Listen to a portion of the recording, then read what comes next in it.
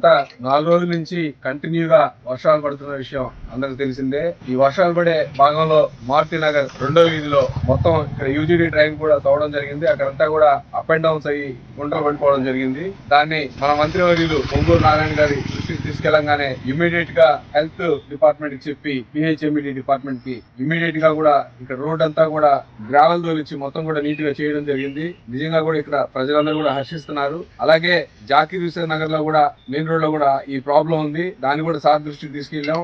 దాన్ని కూడా ఖచ్చితంగా సాల్వ్ చేయిస్తున్నారు. రేపు ఎల్లుండి లోపు మళ్ళీ జాకీర్ హుస్సేన్ నగర్ కూడా కంప్లీట్ చేయడం జరుగుతుంది. ఎక్కడ ఏ ప్రాబ్లం ఉన్నా కూడా నగరంలో ఎక్కడ ఏ ప్రాబ్లం ఉన్నా కూడా నారాయణ గారు ఒకటే మాట చెప్తున్నారు, ఏదైనా సరే నా దృష్టికి తండి, నేను అధికారులకు చెప్తాను, మీరు అధికారుల దగ్గర నుండి పని చేసుకోండి ప్రతి ఒక్క కార్యకర్తకి నాయకులకి అందరికి కూడా చెప్పడం జరుగుతుంది. నిజంగా కూడా పొంగూరు నారాయణ గారికి అత్యధిక మెజారిటీ ఇచ్చిన దానికి నెల్లూరు ప్రజానికానికి నెల్లూరు నగరంలో ఎవరు కూడా ఎక్కడ ఇబ్బంది పడకూడదనే ఉద్దేశంతో ఈ రోజు పబ్లిక్ అండ్ హెల్త్ టీమ్ ను పెట్టి ఈ రోజు చేయించడం జరుగుతుంది.